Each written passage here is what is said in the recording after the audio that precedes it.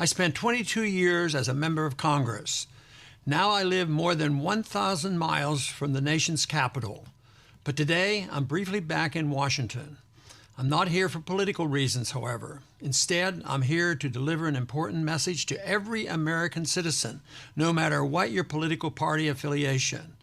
In short, I want to let you know that a U.S. financial crisis greater than the crisis of 2008 is fast approaching. You see, after so many years in Washington, I thought I was immune to being shocked by what our government does. But the actions of the Fed and the last two White House administrations have gone beyond anything I could have imagined. Most Americans don't realize that in the past 6 years, we have created $4 trillion of new money literally out of thin air. At the same time, since 2006, we have literally doubled our national debt. And I've said many times over the years, prosperity cannot be created out of thin air by a central bank. So please, as a citizen of this country, pay attention to what your government is doing right now. The people running our country today are living in a fantasy world, and if you're not careful, you could be the one who pays the price. Hardly anyone is talking to the American people honestly about what is going to happen in our country.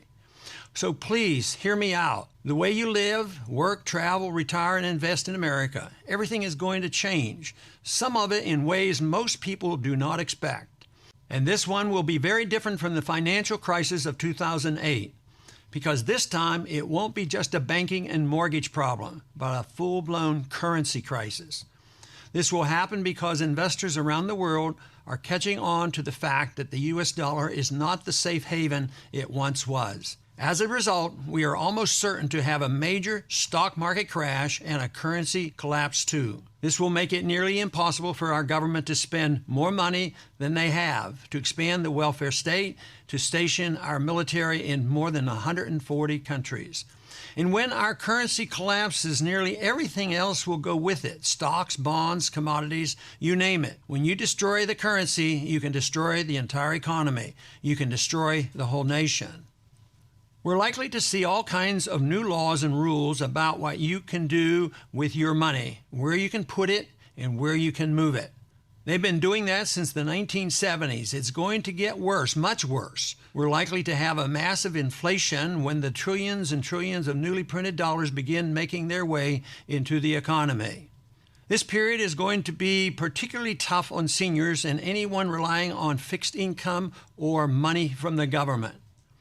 We've also witnessed major changes to the very fabric of our society, as well as our personal liberties. Destroying a nation's money in this manner wrecks businesses, friendships, and families who simply don't understand and aren't prepared for what will happen. What our government is trying to do today has been tried many times before in dozens of places around the world. It almost always leads to disaster. I assure you, this gross experiment with our currency will soon lead to a real currency crisis right here in America, the likes of which we have never seen before. The question is not if, but when. The piling up of unfathomable debt and endless money printing is going to come to an end, and it's going to happen much sooner than most people think. For years, I've tried fighting the people behind these policies in Washington. I never voted for more debt. I tried to audit and even put an end to the Federal Reserve. I swore to uphold the Constitution. I took that oath seriously. But the truth is, no matter what's in the Constitution, Washington controls our money, and they have put us on a course for certain financial crisis.